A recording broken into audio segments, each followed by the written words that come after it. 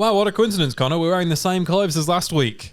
Hello, Aiden. I am still here. Yeah. That was a shit start.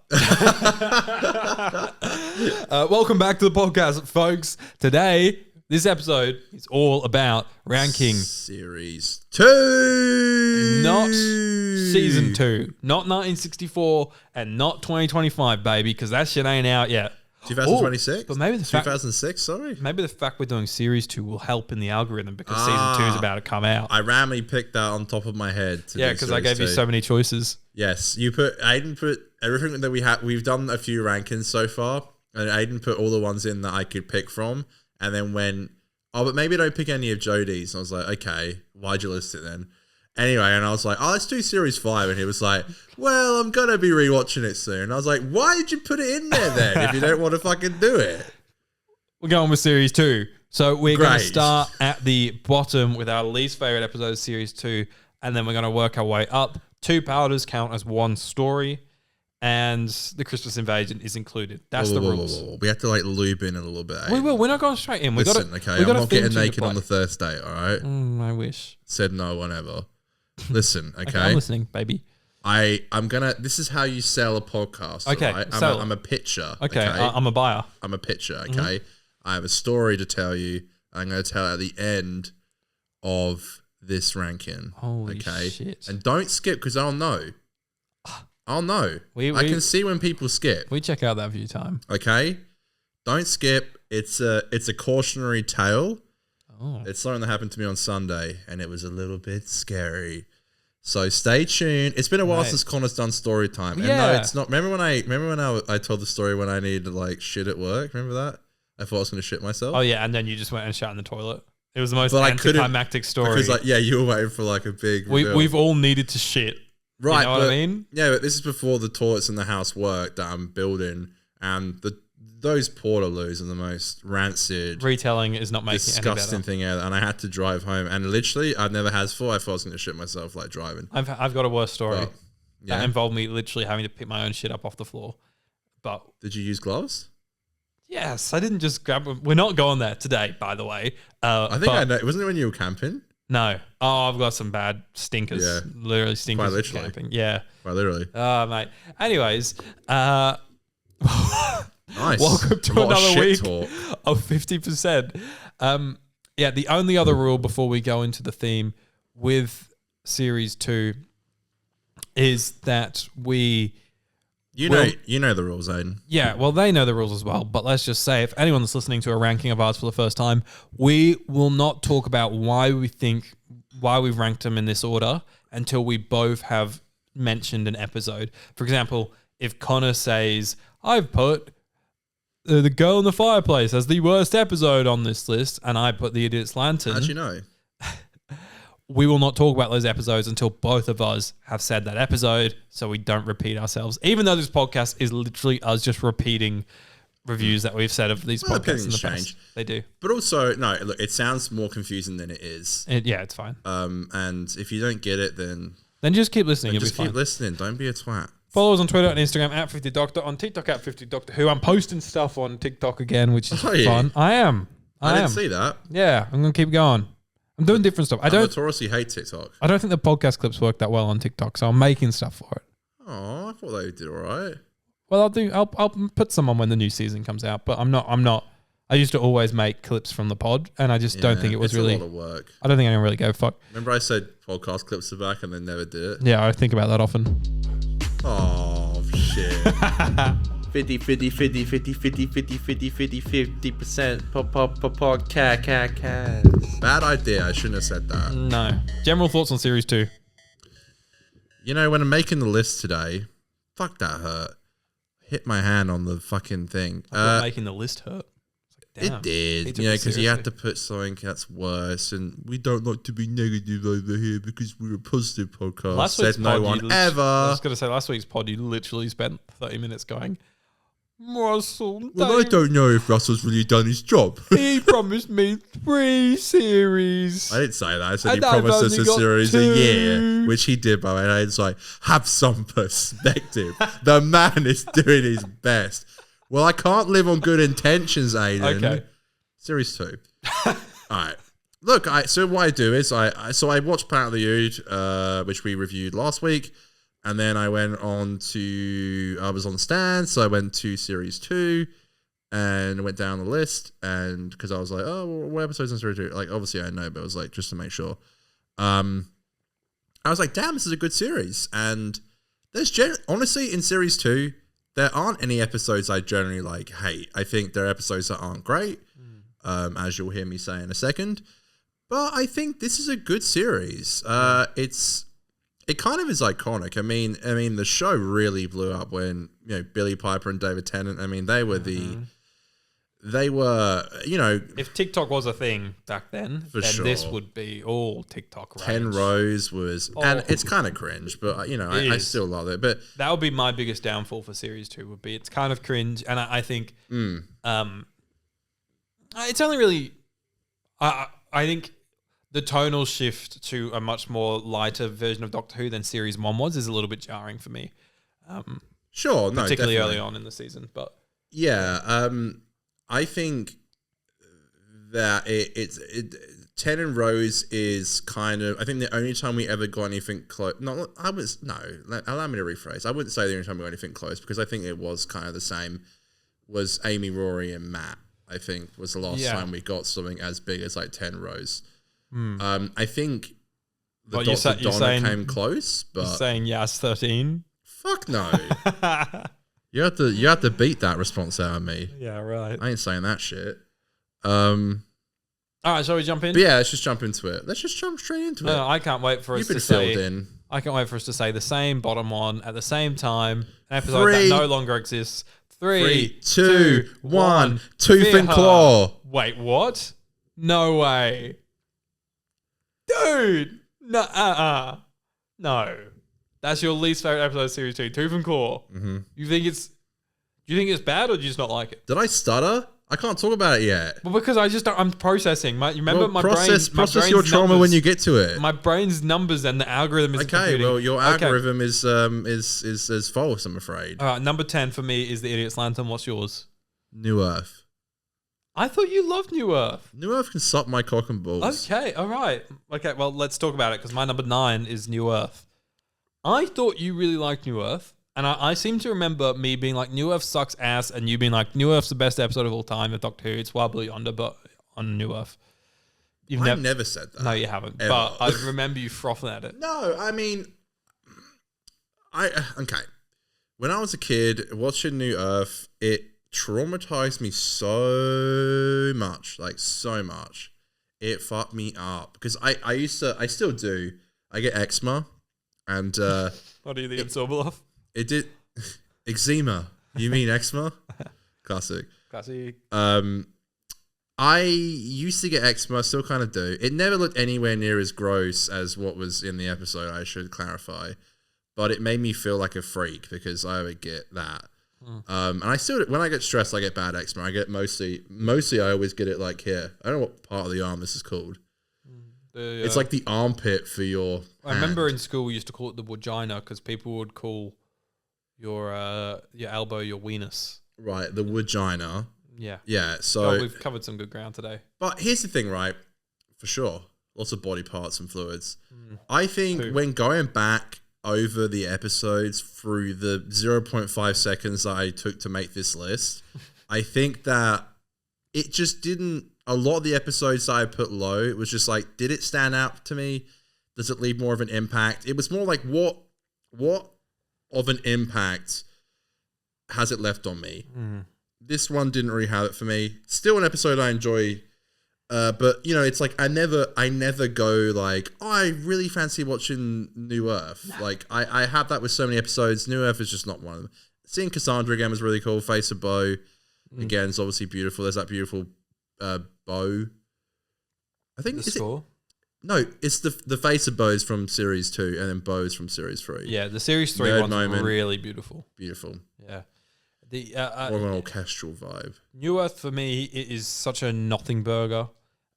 Although I feel like there is so many scenes that I'm so nostalgic for, because it really was when I liked Doctor Who a lot with series 1. I was 6 years old. I was blown away by it.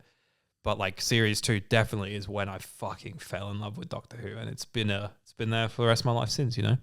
And it probably started with this episode because I loved Ten and Rose together, even though now I find it slightly cringy. And this episode in particular is full of that like weird sexual chemistry between them. Nice red bumper. And yeah, great scenes, great character moments all throughout it, which I think is really great.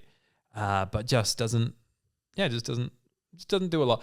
For context, I use a preference revealer to do these lists. So I put every episode into a preference revealer and it asks me, do you prefer this episode over this episode over this episode? And it forms your list based off of that, which is super helpful for me because I'm so indecisive.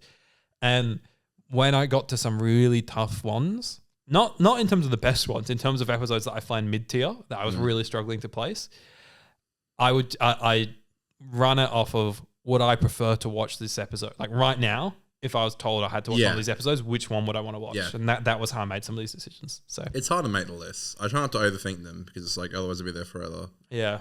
What was your 9? I got Idiot's Lantern. Idiot's Lantern. Okay, let's talk about that because that was my number 10, so my second least favorite. Yes. I don't mind it. I think it's the coronation. Yeah. Yeah, I know. Queen Elizabeth II. Cool setting. I rate it. Yeah, hungry. You know, yeah. Another episode that really scared me as a kid. Yeah. Magpies everywhere. Magpies everywhere. They're swooping. Classic. I think it just kind of like, I think it falls flat as like a bit of a forgettable story. I agree. It's just like the villain is interesting and quite cool of a concept. The faceless people is scary as fuck. Very scary. Yeah, especially with like that scene where the Doctor sneaks into the facility and they're all there and they're walking incredible, around. Like very scary. Scared the heebie-jeebies out of me as a kid. Like even when like the granny's in the attic, like just like thumping down onto like. This is actually a very spooky episode. Yeah, and then the men come in and like steal her. I might watch it when I go home. I'm actually this is a great episode. There's me putting it at number 3. This should be number 1. Shit. Oh, well, at number 3 worse, I should say. Yeah, shit.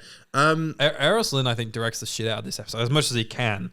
All the Dutch tilts. I love that he just went ham. Like Yeah. I know it's kind of a bit of a cringe thing and can be really jarring sometimes, but I kind of love that he just made that the aesthetic of this episode because a Dutch tilt isn't something you go, that's an Errol Lynn episode of Doctor Who, but he just made it. This episode was fucking Dutch tilt, the Dutch lantern. I don't know where I'm going with this. You got my way down, and everything's just like the camera's just on all angles. It's fucking crazy.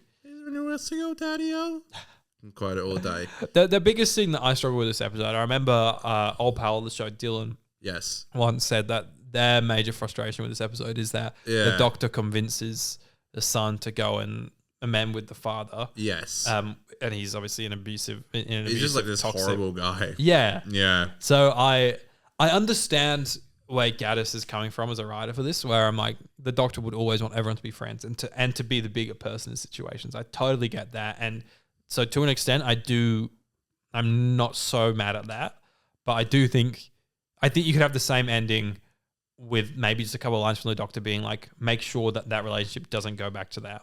Like, definitely, yeah. Just to make it not be like, and they all lived happily ever after. Yeah. I am talking. Yeah. And I'm not listening. Ah! Classic, yeah. But yeah, ultimately kind of forgettable. Like you forget about it and no one really talks about it ever. And we forget how good it is, and that's why we both want to rewatch it right now. I actually probably will when I go home. Episode for number 8 in my list. Yes. Rise of the Cybermen / Age of Steel. You are insane for doing that. I feel like that's relatively common. No. I put Fear Her. Okay, let's talk about as if. So that's your number 1. Sorry, number 1 worst. Yes. Right. As if you put Tooth and Claw below Fear Her. That's. I don't get why this episode gets so much hate. Insanity. Fear Her? Yeah. I actually don't get it. Aiden, no. Aiden, you're fine. Don't. Aiden. No, Aiden. No. Kill yourself. That's all you're getting from me. Thank you. Our most controversial button. Yeah. It's a joke. Of course. And I love it, actually. Kill yourself.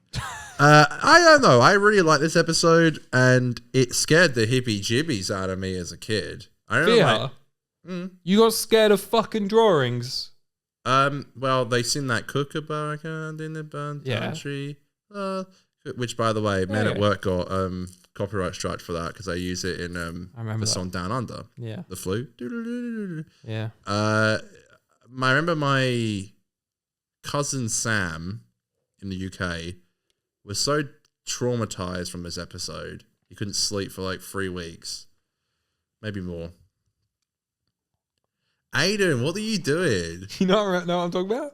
Oh, I thought you were trying to make yourself sick, and I have a sick for it. You mean the marmalade when he just ran me 60s? Yeah. That is strange. That's a video gag for. Sorry if you're listening on Spotify. This episode, Aiden, I have a sick phobia. Anyways, This episode contains one of my favorite lines in Doctor Who ever. is it? There's a storm coming. No. Okay. No, it's the scene in the TARDIS where Rose says, "Easy for you to say, you never had kids before." And the Doctor says, "I was a dad once." Good scene. I absolutely adore that scene. Adore. I love it. I love it so much. Beautiful because scene. guess what, folks? It's just a little bit of context. You know, it's like a little bit of understanding what he was, but we don't have to go too far into it. Obviously, that's gone out the window now. Who cares? Me. It's also an all-time gag in it. What's that now? The TARDIS materializing, facing the wrong way. Fantastic. I See, want it's more like of full that. So many great, and it's set in the 2012 Olympics, and Yep. that's a great idea because that had been confirmed. And it's such a smart idea. Just saying. And you can buy some shirts from it from the 2012 Olympics on the auction if you like. Yeah, it's if you want to. I mean, it's a great episode. Oh, the council van. That's the council act from the council van. Iconic. Yeah. There's so many iconic. Yeah, but it's just a bit shit. And I think the big thing is, Fingers on lips. unfortunately, Chloe Webber isn't a fantastic actor. And a lot. Who? Chloe Webber. Is that her name? Chloe Right, Webber? yeah. And a lot falls on her shoulders here. And she's a young girl, so I'm not saying she isn't now a great actor. But it's She not, probably doesn't act anymore. it's not great in this episode, let's be real. Do you know what I love?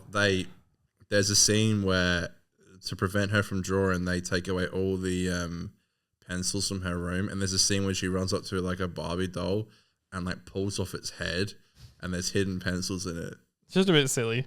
It is. It's creepy as though where Are we? Fingers on lips. classic soundbite from the FC. It's so iconic. It's got great moments, but The scene where the father's coming out of the closet. Sorry, I mean technically he is. yeah. He's terrified. He is terrified. Scared the shit out of me as a kid. I like the whole what Russell and Moffat both do really well is making Doctor Who feel something that the kids can just play. Like the idea of drawing someone and they disappear is something that if I was 6 and I wanted to like belittle you, I'd be like, I'm gonna draw you, Connor, like on the playground, and you'd be like, no, don't draw me, and then you disappear. Yeah, it's scary. Yeah, Kids are weird. kids do be weird.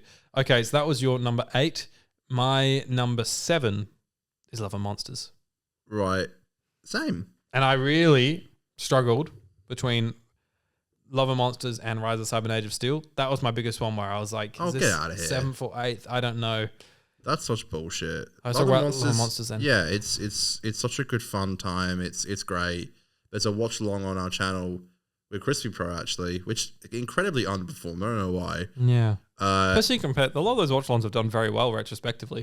the But that Vincent one's the still, Doctor one for some reason went off. yeah, I don't know why. yeah. But yeah, that one never did well. But it's just fun. It's so the Exorbiloff. It's incredible. It's so good. ELO's playing every 5 minutes. Yeah. I used to hate that episode. And Yeah. even, You gave it a 3, didn't you? yeah, well, that's the thing. When I was Yeah. looking at the reviews, I gave it a 3. I don't think Love and Monsters is What a 3 changed? by any means. Well, I think I got some context of what bad Doctor Who is Yeah. No, yeah, you're not wrong. since then. But yeah, I gave it a 3. I'd definitely give it. It's not a mind blower for me. Like it's still one. I don't mind watching it. I think it's like super easy to watch. It's super funny. But I do think some stuff's a bit silly in it and a bit cringe at times. But I like a lot of it. I like it a lot more than I used to, and I think that's good. Your thoughts on the slab? I want one. We still have some sort of a love life. Character options, make it happen.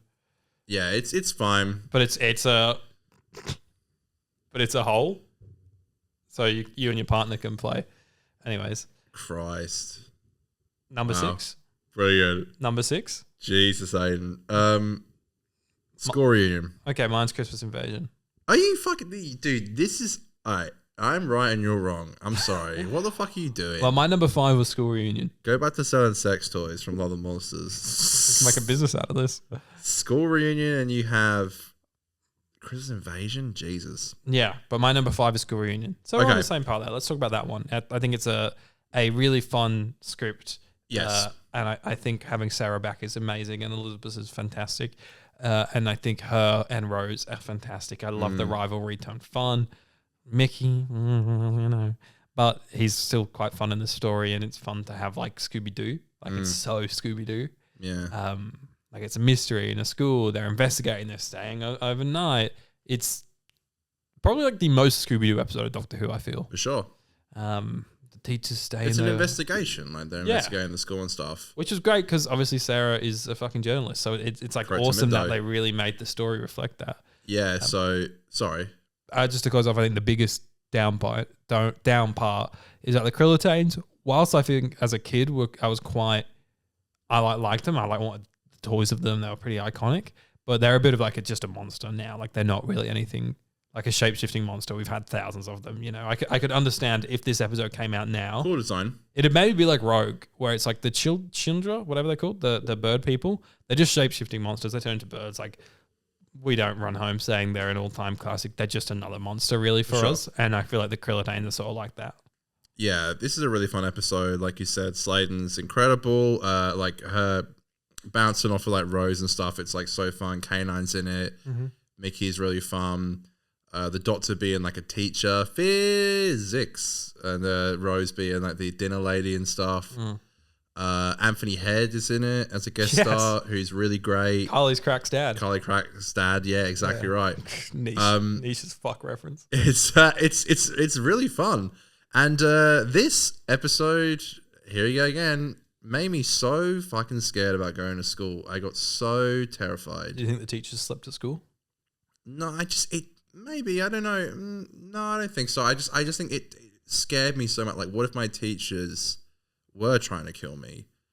I think, and there's a school up there, not our school, but there's another school. This is so niche. This is so weird to say, but like they use a lot of like kind of like limey green, like almost like brat color green, a brat summer.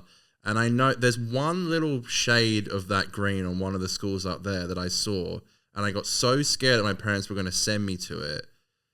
It's on like the building, and I got I don't know so what school you're scared talking because I about. was like, it's the one next to our one, Okay. the one closest to your house. Yeah, and it has this very small, and every time I drive past it, I look at it, I'm like, oh, Krillitanes. Krillitanes, because it had that kind of like green that they would have on the school right. in that episode. On K9. And I mentioned K9, yeah, K9's in it. Yeah. Master? I am not a tin dog. You are in a car. You are in a We car. are in a car. Yeah. Yes, I know that. We are in a car. What's the number 5, bro? Number 5 is The Rise of the Cybermen and the Age of Steel. Boring. Tom K? That sounds about right. Guy who wrote Girl Who Waits. Oh, nice one. Yeah, I think that's right. I always found this one boring as a kid. I don't hate it. This is series 2 is really good. So I rank that as 8 on mine, but from 8 upwards is where I think like these episodes are good.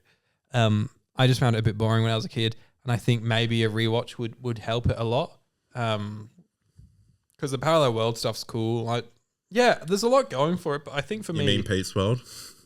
Pete's World. Pete's World is cool. There's a lot going for it, but I just think there's stuff that I just was never that into it. And that's all I can say. Like, it's one of those ones where I don't know I don't think it really stepped a foot wrong. It's got fucking Trigger in it. Trigger? Trigger. Who's Trigger? Riley Hills Norses. He plays the villain. Oh, yeah. Trigger. He's great. It's so cool that he's in it. Yeah, so I gave this a 6.5 on the pod rewatch. You gave it a 8.5. So you fucking love this one, apparently. Yeah, well, yeah. I thought this was the coolest shit ever growing up. This was a regular rewatch for me. 2-parter that I felt stands the test of time. You gave Tooth and Claw a 7.75. Yeah, well, you know. We'll talk about it. New beer, new me. This is the tease. Tooth and Claw. What Connor's opinion on Tooth and Claw is? And I have my story at the end as well. Exactly, mate. Teases. Stay tuned, folks. Mate, ball tickles everywhere. Great episode. I mean, it's so fun. And to see the Cybermen, I think I spoke about it a couple of weeks ago. Just how excited my dad would always like, hype me out like the Cybermen, and like to finally see them was just like so cool. And for them to be like, I guess I wasn't actually very scared of the Cybermen, but I always just thought it was such a cool story. It really worked for me. Jake in the episode, I always thought he was like the coolest guy ever. Yeah, I know he comes back in Doomsday, but I did want him to come back beyond that. Yeah, it would have been cool. Like Stolen Earth Journey's End, I wanted him there. That would have been cool. Yeah, he was like, I really just thinking he was like the coolest dude ever. Just a cool guy. And I loved it. And the whole like, I mean, seeing Pete with Father's Day and then seeing him alive in the parallel world, like it makes sense. Rose is a dog. Quite literally. Is it on the, I think it is on it. Classic. Yeah, it's great. Jackie's really good at Jackie portraying a different. It's Jackie, but it's not. Fake Jackie. There we go. It's not Kamala. What's the actress's name? Camilla Kadari. Camilla, yeah. Like that, And she's fantastic in it, and she really does such a great job of like portraying a different version of herself, but also she is Jackie. Like she's still Jackie, but she's a different. Jackie in the world that we see is living in like the power state and stuff. But here she's rich and has all this money from her husband. It's like you make me want to watch it. I loved like the Cybermen hordes walking around and things like that. I always thought that stuff was like cool. And I remember as a kid, I was never scared of like the Daleks and the Cybermen. I was more like your Weeping Angels and things like that. But the Cybermen, I remember there was one day I was on the toilet. I remember I heard like a thud outside. A lot of shit talk tonight. A lot of shit talk. I heard a thud outside. And then in my head, like I knew I was imagining it, so I wasn't fully terrified, but there was a big part of me that like literally got so scared. I was like, what if I just heard stomping now? Like what if I could just hear a doof, a doof, a doof, a doof, and a Cyberman knock down that door? I'd be fucking terrified. I think that's what kind of got taken away with the speedy Cybermen. Yeah, the Iron Man-esque Cybermen with that FUD is that was purely RTD era that started that, wasn't it? Because in the classic era they didn't have the FUDs and stuff. No, there is, as much as I think the RTD Cybermen look a bit silly and bulky, I think there is something intimidating by the size of them and also that like doof, sound. Doof. It feels like they will just fuck you up. Yes. Yeah, no, you're right. And from what you've said, like the Cybermen, from what I've seen from the Cybermen in classic era, they've been a bit goofy and kind of a lot more human than I thought they would be. Yeah, and the later they're meant to be fucking like cyborgs and shit. Yeah. But I know 10th Planet is meant to be different. And I haven't seen it. But it seems like they kind of achieved to get back maybe that fear. I agree. Is what I grew up with. And yeah, I've always I remember me and my sister rewatching it like tons of times. Like we always really loved it. I like seeing when they're on like the cellar almost with Mrs. Moore, whatever her name is, where like where the Cybermen are like yeah. Oh, that's terrifying. So great, great. That really, I think I like it. John Lumick's really cool. Yeah, you're right. I want to watch this episode now. My number 4 is Tooth and Claw. We can finally talk about why you have this put so low. That was your least favorite episode of the series too. Why is it so high for you? Because I think it's fucking great. Yeah. Like this is now from this onwards. I mean, I really like School Reunion, but I'd say Tooth and Claw onwards we've been fucking great territory. Right. I think it's like so spooky. I always found this shit spooky. I love, once again, we have like a bit of a mystery here, a good mystery of like, what is this creature, yada, yada. I think like the monk people are like really scary as well. Very well filmed as well. Yeah, it is. That opening sequences. And the slow-mo like flips and stuff. Like, I don't know how they did that. That's pretty cool. With slow motion. Great. Just call me a film guy. And at the moment when they're like, they do the whole like they're distracting you because the whale's spin out the door going and then they go into like plot stuff and they're going through the plot real quick and they focus on that and then you're like and then the doctor's like, where is the werewolf gone? And you're like, oh shit, where has the werewolf gone? And that motherfucker's on the roof and he pulls a David Tennant in the end of time. Mm-hmm. Like, that shit fire, man. I do love the... I am not amused. Yeah. You are not amused in this watching this episode. That's you owe me a tenner. Fantastic. Yeah, look, it's... I like how the Doctor has his Scottish accent again. It's good to be a lunatic. Yeah, like it starts with the TARDISes and they're just playing music and the Doctor's like, yeah, it's fun. Nah, it's kind of shit. Who cares? Like, no one talks about it. I remember traumatizing my friends by showing the wolf transition as a kid. Yes, because it's scary. Dude, him, especially that like, when Rose and I don't know what the side characters are called in this one, but it's when they're all chained there and he's like fucking horrible. It's very scary. I think that's why I'd never like, you know how like it's like, I don't know, there can be opposites. Like, what's that line from Wild Beyond? Sometimes the same thing can mean like two different things. Like for me, the trauma I got from Empty Child Doctor Dances makes it my favorite episode. The trauma I got from this episode made me not want to watch it again. Okay. It just didn't interest me that much. Sure. And I like how it starts the Torchwood Institute, which is cool. A Torchwood Institute. Yeah, it's a lot of death. It's a lot of like gruesome deaths as well. Yeah. People getting torn apart by a werewolf. It's just, but I don't know. I remember the Doctor licks a wall at some point. Sounds about right. That's right, because it has mistletoe. The reason why it doesn't come in that room that you're talking about is because the walls have like mistletoe. That's like right. The oils. Yeah. And see, know the episode more than you. You do. And apparently you love it. So I do love it. A bit of pod lore for you. Yes. This was the very first episode that we ever did Goof of the Week on. What? That's a very old throwback. It is. Throwback Thursday. I think I caught a camera in the reflection of is it Queen Victoria of her carriage early on. I seem to remember that. Yeah. And that's when we were like, we should make a segment where we find all the goofs in the episode. It's good for the week, Aiden. And I do love that that kind of like a cow. It's like kind of like a. That's our best sting. It's like outbacky kind of like a ukulele type shit. It's our best sting. Yes. You want it one more time? Sure.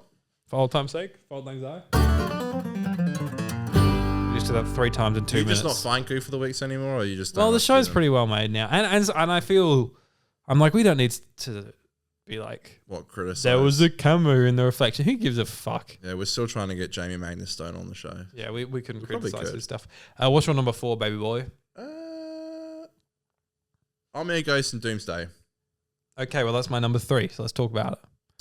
I think that I watched this shit live. I mean, it was an event. Mm-hmm. It was a event. I remember I went to go buy some Doctor Who toys, some dollies. My mum was like, one of the store clerks said that the series final was meant to be Daleks versus Cybermen. That can't be true. And I was like, that sounds like something that will never happen. That'd be too cool to be true. And it is. And funny how this is the only episode, I guess, that's dedicated to this being like a Daleks versus Cybermen. Yeah. It's kind of like a huge deal. I remember loving it as a kid and obviously being as heartbroken as everyone else.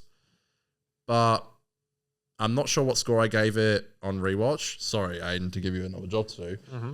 But you gave it an 8.75. I gave it a 9.5. That's quite high. I remember not liking it as much. But it's cool. 9.5 is a big score for me. That's from you? I don't think it's a 9.5, but the emotion's great. And like nostalgic. Like this is probably the first time where I'd had moments where I got switched on to understanding film and TV prior to this, but this was the first time where I think I really felt the power of film and TV. Like I cried hard when Rose died or left, and I cried hard when I watched it again, and when I watched it the 3rd time. I remember my sister being like, "You're crying." And I was like, this was my 3rd watch. I remember. Yeah. So Doomsday hits. You're crying. Song. Yeah, that's and it. I was like, no, I'm not. Yeah. Wiping the tears away. Classic. Not crying. Yeah. Since then, I've had a problem expressing my emotion. Is that what broke it? Maybe. Doomsday? Maybe. Yeah, and obviously I've told this on the podcast 1,000 times before. I had the iconic moment of where my nana would send over the videos of them that she'd record on a box. And because they wouldn't come out in Australia for like 2 or 3 years. And oh, yeah, it was terrible. she would just record 3 or 4 and then send them over. And then, of course, she filled out a video ending on Army of Ghosts and she sent it over, and I had to wait like a month to get Doomsday. What a wait. Dude, I was like literally watching a story where there's like no recurring monsters. It's just like these ghost things. What's going on here? Yeah. All of a sudden, Cybermen rock up. 5 minutes later, Daleks rock up. Well, that's the beauty of watching it as a kid, and it's kind of like, and Mickey and stuff, and like it being like sort of obviously the internet was around, but like I wasn't on like forums and shit, and like Twitter. Like I don't think Twitter even existed. You know, it's like you didn't know this stuff. Like I said, like my mum, I'm sure this fucking nerd in the Toys R Us knew from a forum that it was gonna be Daleks versus Cybermen, but like I didn't. And when the Daleks come out of the sphere and the Genesis arc and stuff, very great stuff. Blew my mind. The whole torture thing is great. Obviously sets up a spin-off, which is really cool. Freeman Aggerman's in it. Oh yeah. She's trying to fuck some guy who works at torture, which is great.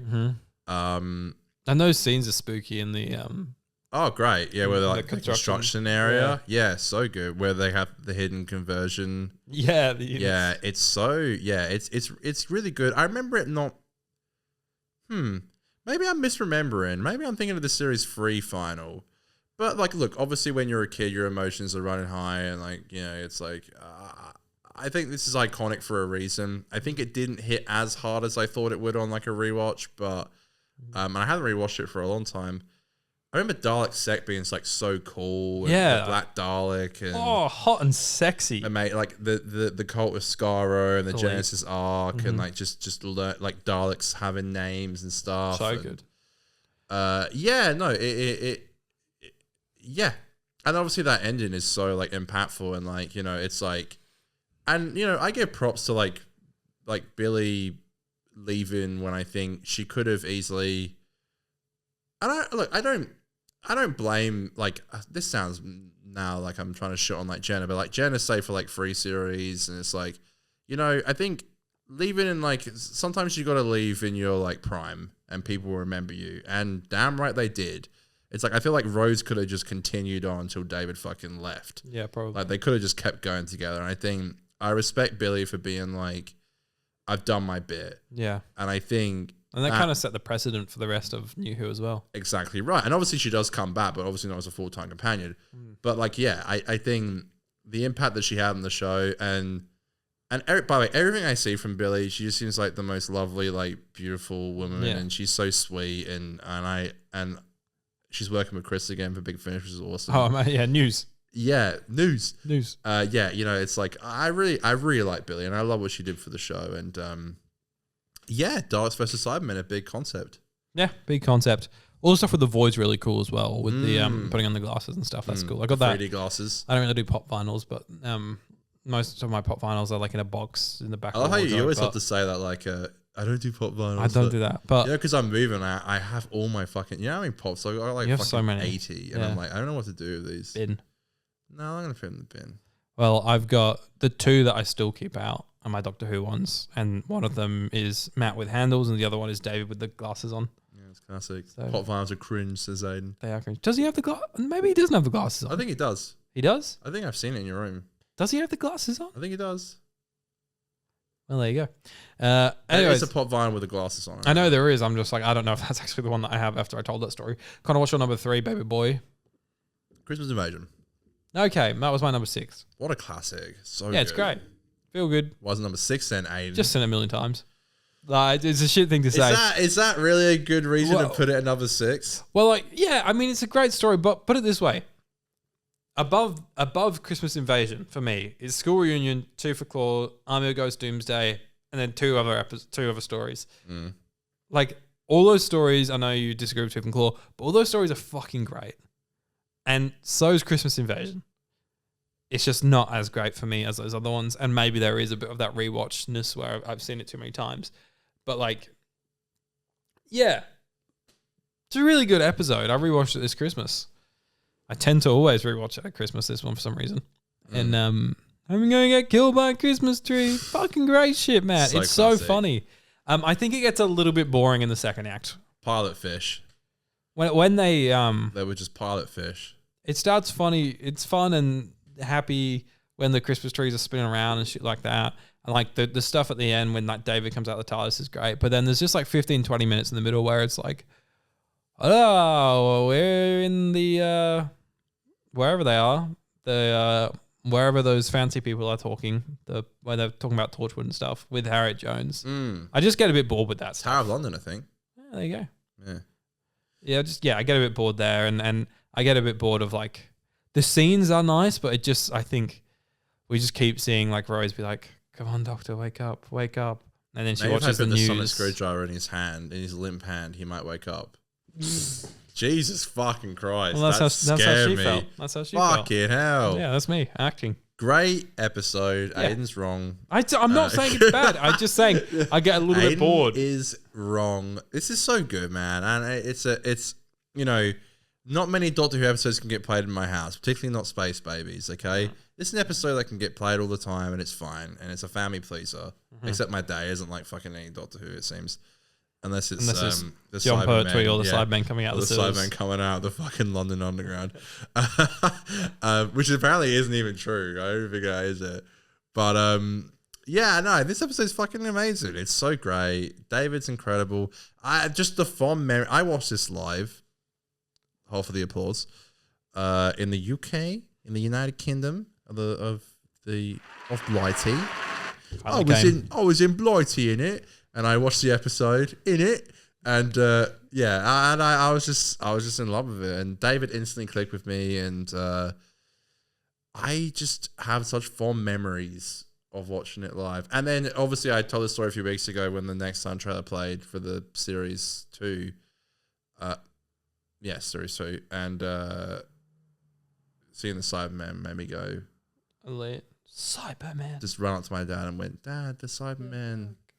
Yeah, I mean, it is, definitely worth saying that. David, when he came onto our screens in Parting of the Ways, I was like, who's this fucking clown? Get him out of here. Yeah, I was But crying, then man. within not even an episode, within the third act of an episode. He's not really in it a lot, That's is what I'm he? saying. Within the third act of an episode, I'm like, this is the man.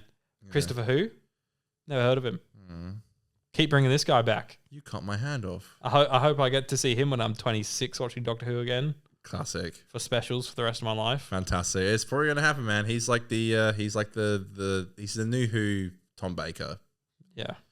What do you think of the shot where his hand get cut off and it's just the it's just a floating It's a bit silly because it's PJs and there's no There's it's no so dumb. raggediness to the PJ. Like his hand is just his whole arm has disappeared out of his. and there's no blood. There's no blood. They just clearly couldn't show the cut, but then just the shot doesn't make sense. No, it doesn't. But hey, And then Jack runs and grabs it. yeah, he's like, dun dun dun dun dun dun dun What's the dun dun dun dun dun dun dun. that score, that piece of score they play in Torture all the time? Dun dun dun dun dun dun dun dun dun dun dun dun dun. I got you, Doctor. Catches the hand. Doctor! Oh, how good series 3. Okay, my number 2. Here we go, top 2, and these are 2 very interchangeable episodes. I've got a feeling that we have the opposite way round. Why does it always go like this? That's happened a few times. Should we say 2 at the same time? Yeah, okay. All right, ready? 3, 2, 1. The Girl in the Impossible Fireplace. Planet and the Satan's Pit. I knew it. Fuck! Oh my god. Okay, so my top 1 is Impossible Planet, Satan's Pit, and your top 1 is The Girl in the Fireplace. Let's talk. Let's talk about Girl in the Fireplace.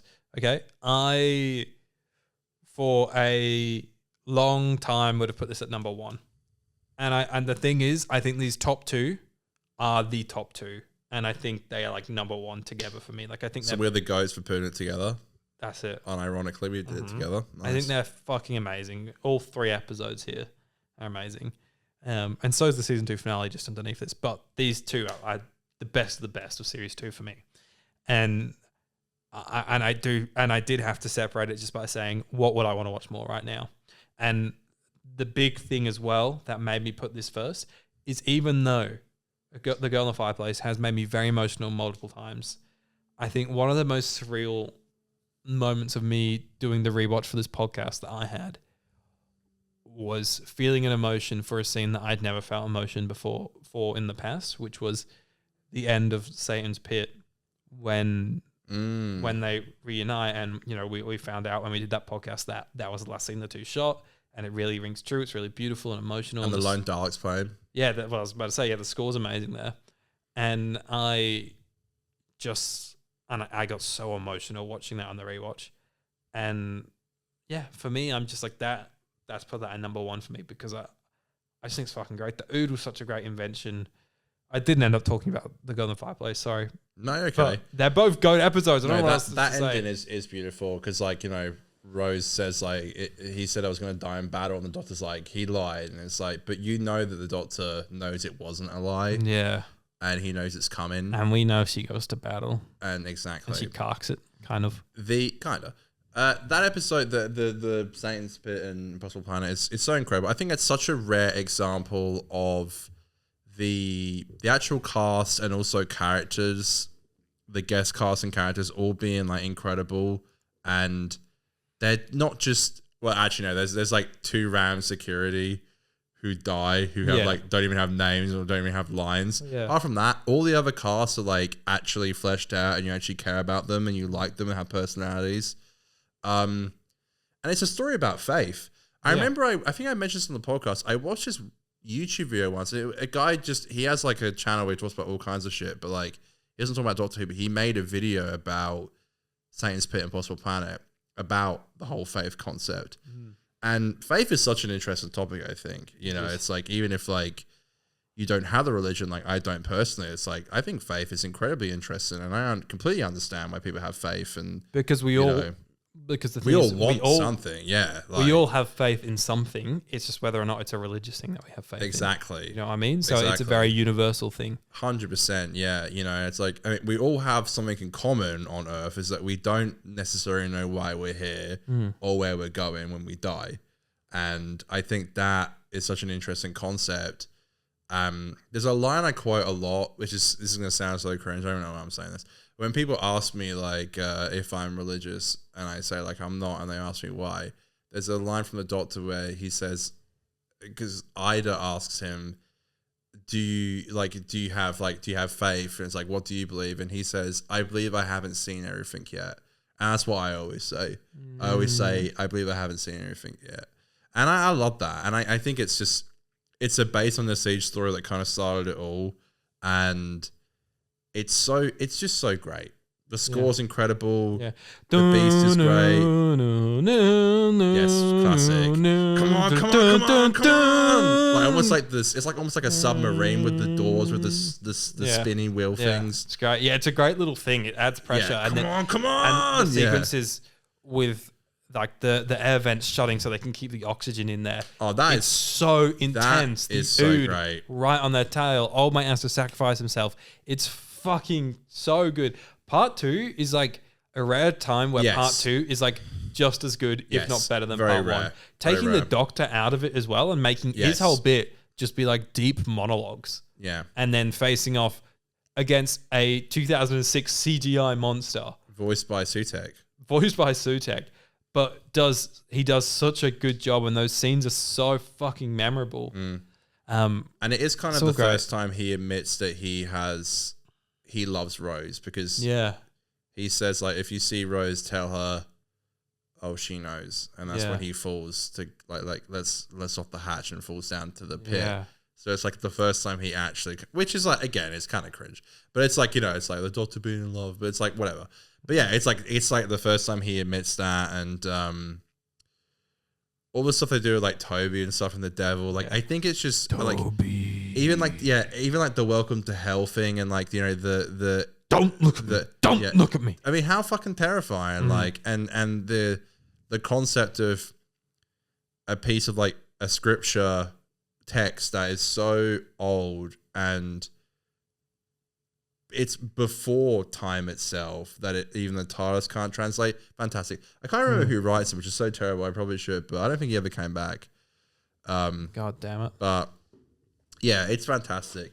As for Girl in the Fireplace, I mean, now I feel like I got them mixed up. Maybe I shouldn't have said Girl in the Fireplace. Well, they're both great. Off, I feel like we've both spoken about Girl in the Fireplace a lot on this podcast. Yeah, so we've overdone it a little bit. I love it, and I think the reason why I put it at number one is because I'm a Moffat simp, but also I think it is just such a beautiful piece of storytelling, and it's kind of like it's one of those rare episodes of Doctor Who where I feel like I can kind of show anyone it, and you don't have to be a fan to appreciate how incredible it is. I think Satan's Spit and Impossible Planet, as incredible as it is, I think you might have to be a bit of a fan of Doctor Who to enjoy it. With this, I think it's just an incredible piece of storytelling, and I mean, it ends with "Man the Pompadour," the theme, which is my favorite Murray Gold piece ever. So how can I not? Yeah. And I think it gives a rare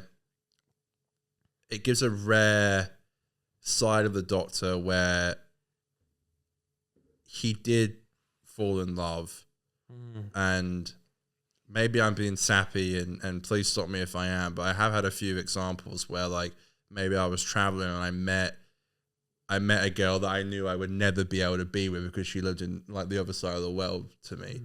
And I think the older I've gotten, it's like I've related to that, where it's like this person was meant to be in my life, I think, but was never going to be and can't be.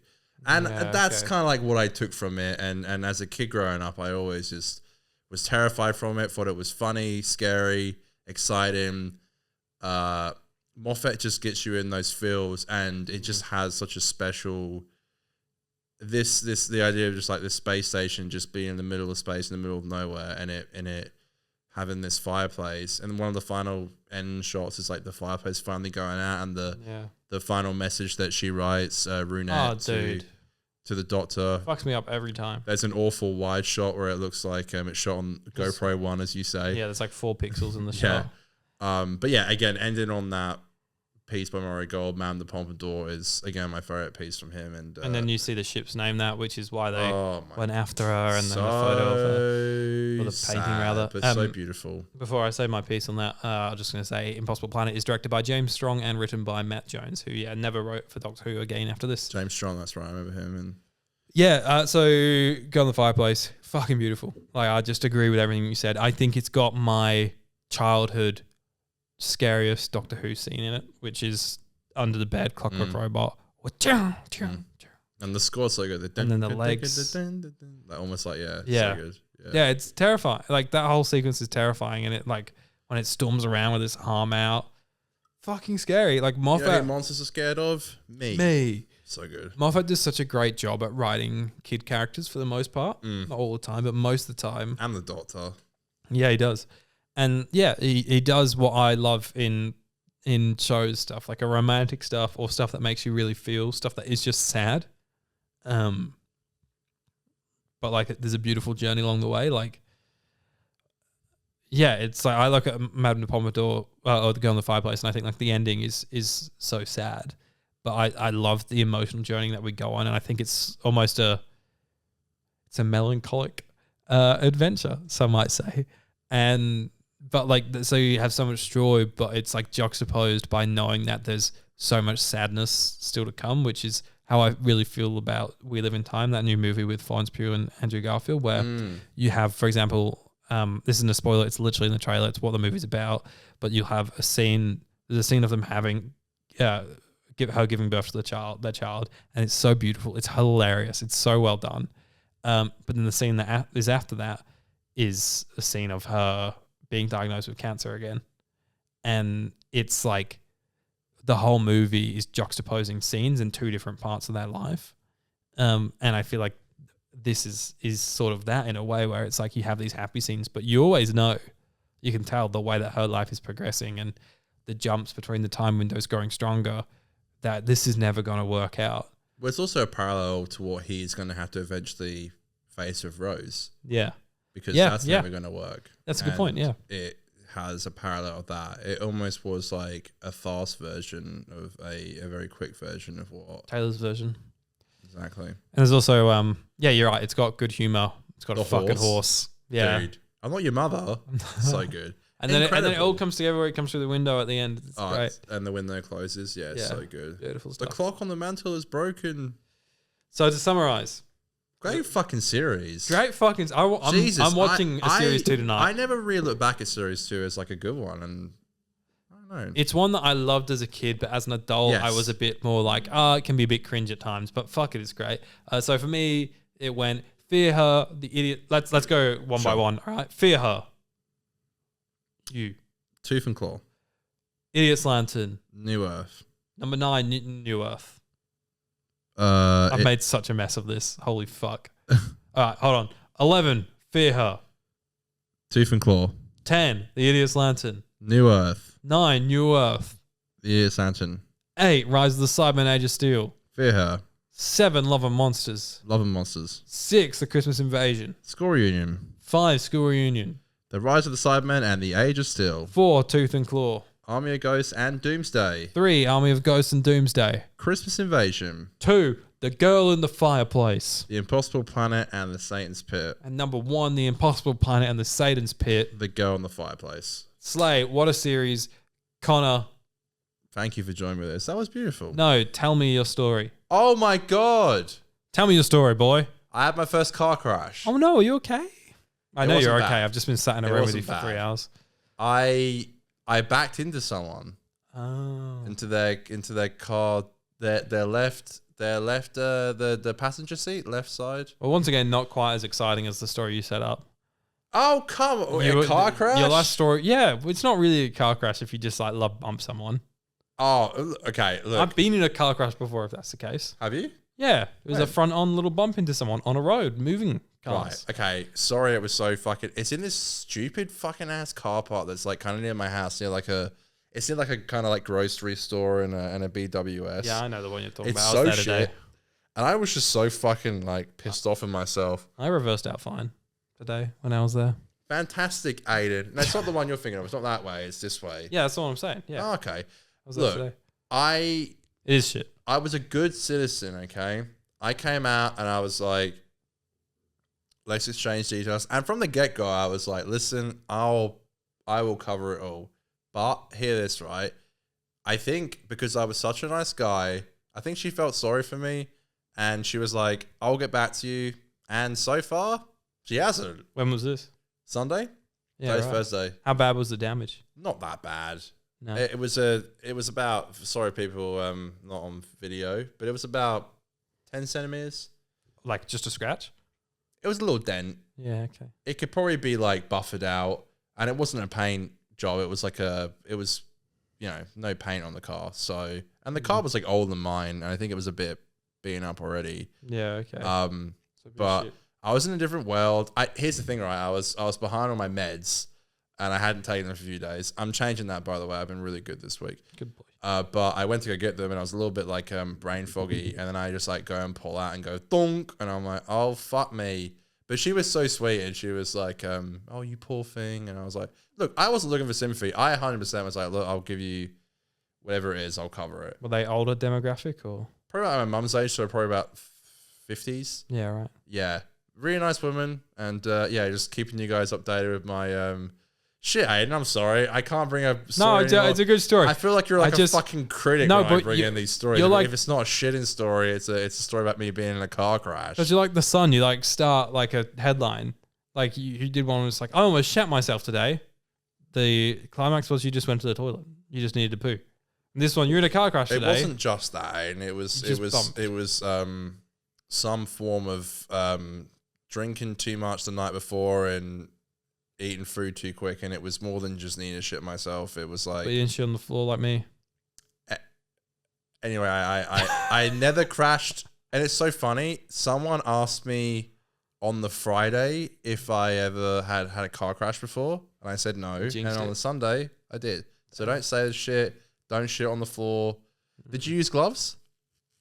I didn't have access to gloves, but I used a lot of toilet paper. Right. Do you have like diarrhea or something? There's a long story behind this. What's the short version?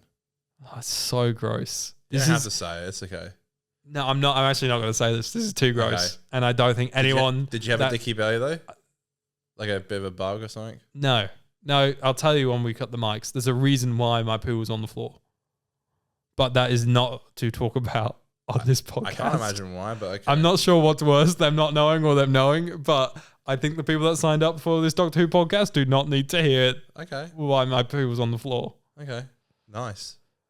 That's our show, everybody. We'll be back next week. I can't wait to hear it, actually. We'll be back next week. I think What are we doing? I'm not sure yet, but I'm thinking maybe we should. I always thought it would be cool for us to do season 18 into 19 and do. Pardon me. So 18 is Tom Baker's last season and 19 is Peter Davison's last season. So we're going to do Tom Baker's final series. Yeah, because there's like... I want to see the Watcher, so I'm keen for that. Yeah, because at the end there's like... There's the best way I can describe it, there's sort of like a... what are the episodes called? World Enough in Time, Metropolis? Dr. Falls... No, I'm using an analogy here. Right. 18 to 19 sort of has a World Enough in Time to Dr. Falls, to Twice Upon a Time, to The Woman Who Fell to Earth energy. But Peter Davison doesn't start... He starts with his whole... He doesn't do like a... That's what I'm saying, though. There's a bit of a crossover. There's a cool thing that happens, okay? The crossover is... I'm saying there's like a storyline that continues between them. The crossover is that Tegan and Adric are still the companions. There's more than that, baby. Right. And I just think it'll be cool to watch 18 and 19 back to back. But 18, there's a long road there. How long is it?